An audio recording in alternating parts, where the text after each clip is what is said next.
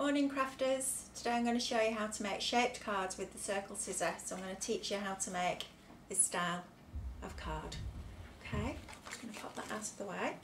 So I'm going to start by taking a piece of the 12x12 metallic cardstock from the paper company, and I'm just going to cut it in half.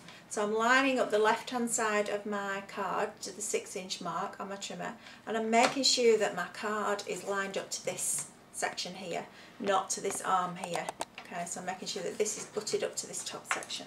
I'm just going to press down, push away, and it'll give me a nice clean cut. And then all I'm going to do is just release this little catch here, slide this cutter off, and put my scorer back on.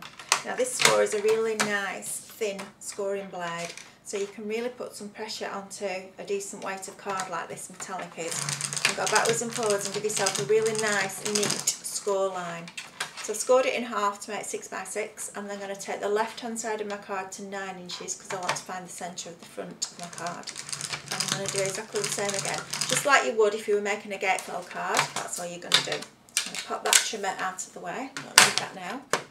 And I'm going to bring in my glass mat. So if you've watched the previous video on the Circel Scissors, you'll know that you need to use a glass mat with it because it needs the blade to glide. So what I'm going to do first of all is I'm just going to find the centre of this bottom score line with my ruler, and I'm just going to mark a little dot at 3 inches so I know that that's the centre of the front of my card. Okay. Then what I'm going to do is just take a little firmer web tape runner, and I'm just going to add a little bit of the adhesive in each corner of my card. This just enables me to stick my card down onto the mat so that while I'm using the Circel Scissors my card isn't going to move. Okay, you watch me, it'll go sliding across the table.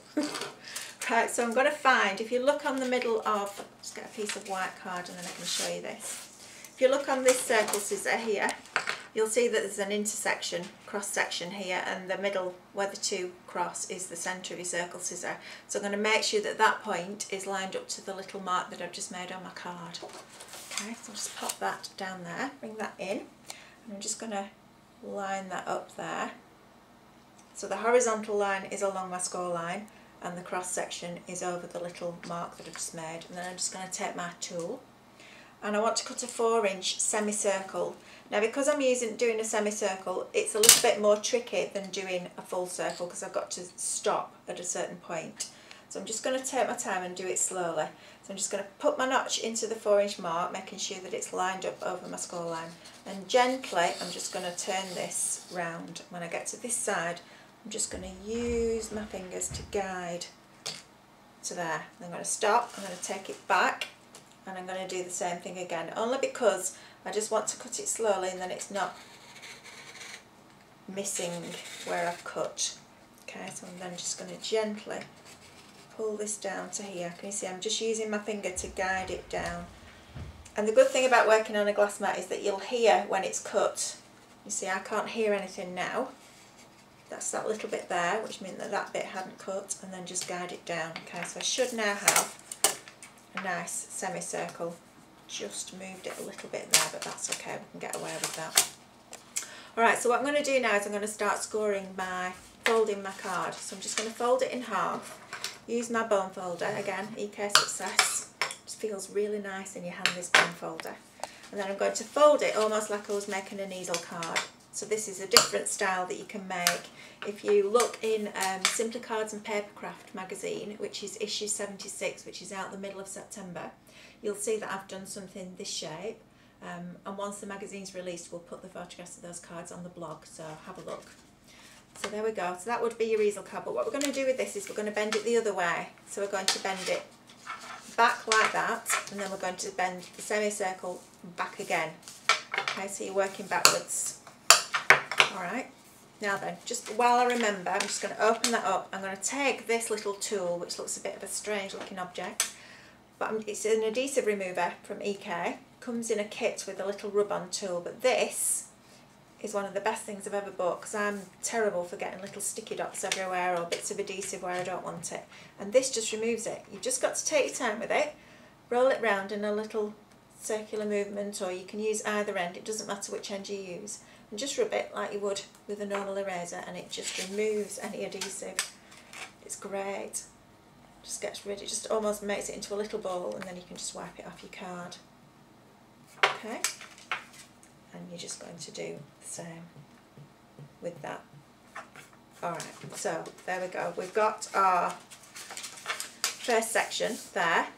You'll see I've made another section here exactly the same, but what I've done is I've punched down this edge, so then if you put a different piece of card or a patterned paper around here, you'll be able to get the full effect of the punch. Okay, so I'm going to show you how I've done that.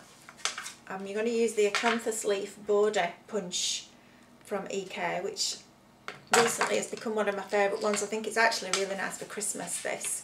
And I always start in the middle, alright, in the centre. So I make sure I've got the same amount of card there as I have here. Line my punch up and just punch it down. And you can see it's going through, I would say, 300 GSM of card. And then I'm just going to line this up. I always start in the centre, because what I want to do is have the same amount of design at each end. If I start at one end and work my way along, it's going to be offset. It's not going to look right when you put my card together. So I'm just lining that up, pressing down, lining it up again. So you can see I've got the same amount of design here as I have here. That gives me a central punch right down this side. Okay, get rid of those punch bits. And then what I've got is two pieces like this, which you're just going to stick together. And you're going to have your gatefold card. Now at the moment you can see there's a gap in between, and I want to eliminate that gap. So I'm going to just take the piece that's going to go on the inside, and I'm just going to cut off a little slither, which will allow me then to line up. And that's the easiest way of doing it. Rather than doing this at the beginning, you can just do it last thing. I'm just going to line that up there. I'm not measuring it, I'm just doing it by eye. And I'm just going to use this. So you're cutting off, I would say, probably 1/8 of an inch. But that's the accuracy that you can get with one of these rotary trimmers. Okay, pop that in the bin. So then I'm going to take this piece, and again I'm just going to use my tape runner. And I'm just going to put tape down here. Normally I'd put a lot more than this on, or I'd use Jonestown's paper glue, but just for demonstration purposes I'm just going to use that tape runner. I'm just going to line that up to there. The only reason I'd use a wet glue is because it's a little bit stronger. Okay, and then I've got my aperture where it meets there, and that's your finished card. So what I would then do is go on to maybe stamp an image, cut out the image in a circle, cut a frame and pop it over the top of there. And again, if you buy the next edition, which is 77 of Simply Cards and Papercraft, which is the Christmas edition, I've done a nice Christmas card with the new Bo Bunny papers. And again, once it's released, we'll put them on the blog. So keep tuned, I'm going to do more videos, and we'll see you soon. Bye!